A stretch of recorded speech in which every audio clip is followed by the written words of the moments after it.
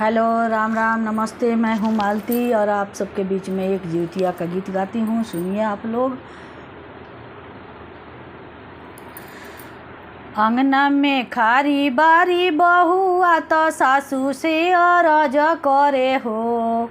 अंगना में खारी बारी बहुआ तो सासू से अरज करे हो। सासू हमहु करब जिउत बरतिया तो सोनवा के जिउतिया पेन्हब हो।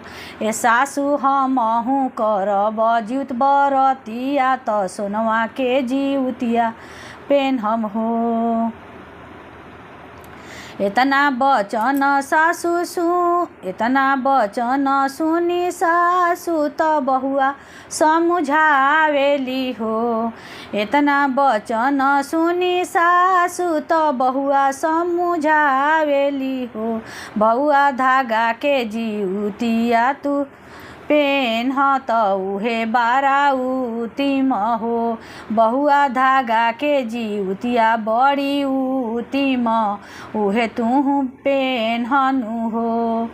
जनी सासू हमें समझावत जनी फुसलावनु हो। जनी सासू हमें समझावत जनी फुसलावनु हो।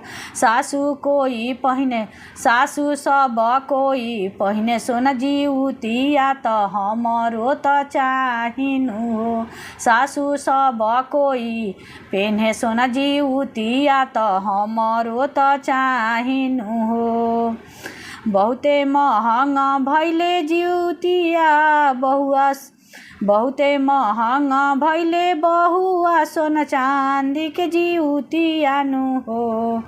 बहुते महंगा भैले ये बहुआ सोना चांदी के जिउतिया नु हो। बहुआ धागा के जिउतिया तूनु पेन्हत जिउतिया तू भूखनु हो। बहुआ धागा के जिउतिया तू पहिनत उहे पहिनी भूखनु हो। बहुआ धागा के जिउतिया बड़ी उतिम उहे पहिनी भूखनु हो। इतना बचन सुनी बहुआ तो करेली झगड़ावानु हो। इतना बचन सुनी बहुआ तो करेली झगड़ावानु हो।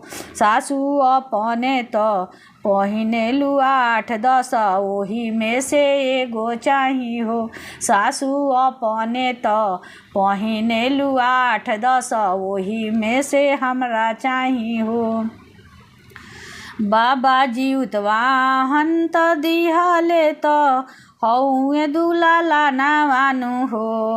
बाबा जिउतवाहन देव दिहले तो इहे दुनु लाला नावानु हो। सासू काहे रौरा करेनी कंजूसिया जिउतिया हमरा चाहिनु हो। सासू काहे रौरा करेनी कंजूसिया जिउतिया हमरा चाहिनु हो।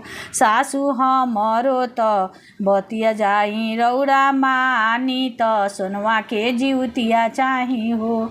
सासू हमरो तो बतिया रौरा मानी तो सोनवा के जिउतिया चाही हो। सासू हमरो कहनवा रौरा मानी तो सोनवा के जिउतिया चाही हो। धन्यवाद।